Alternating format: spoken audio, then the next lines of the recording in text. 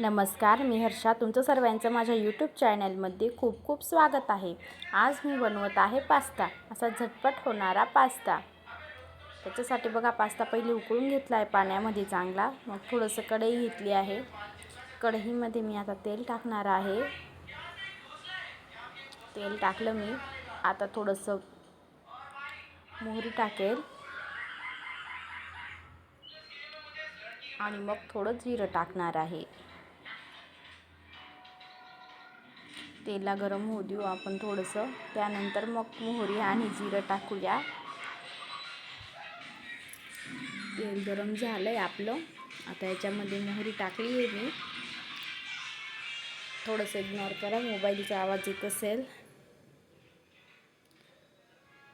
आता मी थोडंसं जिरं टाकलं आहे.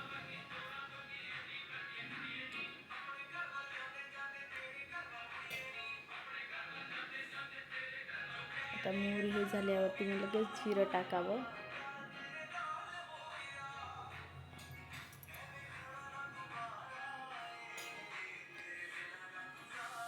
आता थोडासा मसाला घेणार आहे मी. थोडासा अर्धा चमचा, म्हणजे छोटासा चमचा थोडा मसाला, थोडी चटणी, थोडीशीच आणि हळद, आणि अजून एक सब्जी, असं एक मसाला आहे स्वादिष्ट सब्जी मसाला म्हणून, तो घेतला आहे. हळद घेतली थोडीशी. आणि आपला पास्ता आपण चटणी बघा मी किती थोडीशीच टाकली, एवढी एकदम थोडीशीच टाकावी, कारण की आपण सॉस त्याच्यामध्ये ॲड करणार आहोत. हा मी वेगळ्या पद्धतीचा पास्ता करते. हे बघा, आपण आता टाकला आहे पास्ता. झटपट पास्ताचे खूप प्रकारे बनवायचे. मी हा झटपट होणारा असा मॅगीसारखा बनवतो तसा करते. हे बघा, आता तेलामध्ये चांगलं हे करून घ्यायचं मिक्स. पास्त्याला चांगलं मिक्स केलं आहे मी.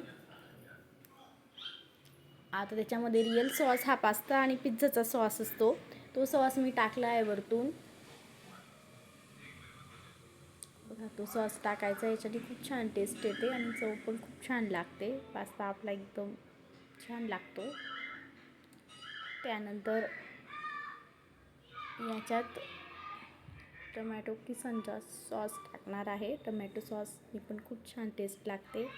मुलांना टमॅटो सॉस तर खूपच आवडतो. गोड गोड तर पाहिजेलच थोडासा पास्ता, आंबट गोड तिखट. त्याच्यासाठी मी थोडं चिंचेचं पण टाकणार आहे, म्हणजे आंबट चिंबट असं मस्त लागतो पास्ता.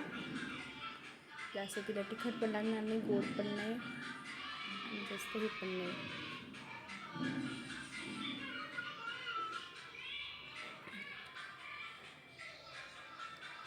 आता यांना मिक्स करून घेऊया मस्तपैकी. आणि मग चवीनुसार मीठ वरतून टाकायचं आहे. मीठ नाही टाकलं त्यानुसारखं लागेल, म्हणून मीठ टाकायचंच आहे. हे पहा, त्याला कलर किती छान आला बरं. आपल्या याचा कलर बरोबर येऊन लागतो त्यांना, सॉसचा कलर. खूप टेस्टी झटपट होऊन जातो. मी काही जास्त देत नाही माझ्या मुलीला खायला, पण कधी मध्ये देते फक्त. हे पहा, वरतून मीठ टाकले मी थोडंसं. चवीनुसार मीठ टाकायचं. पुन्हा त्याला मिक्स करून घेऊया आपण. आणि थोडंसं मंद आचेवरती आपण थोडं शिजू देऊ. 10-15 मिनटं थोडंसं शिजू द्यायचं त्याला. त्यानंतर गॅस बंद करून घ्यायचा.